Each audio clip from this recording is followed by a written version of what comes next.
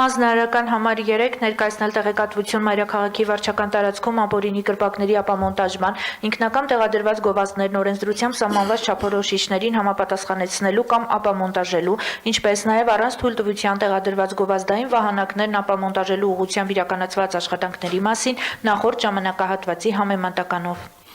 Պարոն քաղաքապետ, հայտնում ենք, որ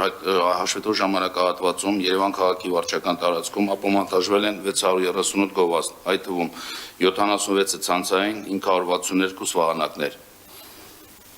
Կրպակների ապամոնտաժում տեղի չի ունեցել։ Շատ լավ, շնորհակալ եմ, սա էլ կարևոր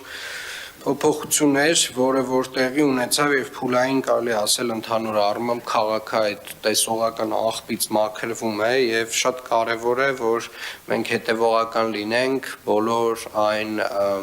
արձանագրումներին, որոնք որ ստանում ենք ակտիվ քաղաքացի հարթակով, որոնք որ ինքներս մենք նկատում ենք եւ մաքսիմալ արագ նմանատիպ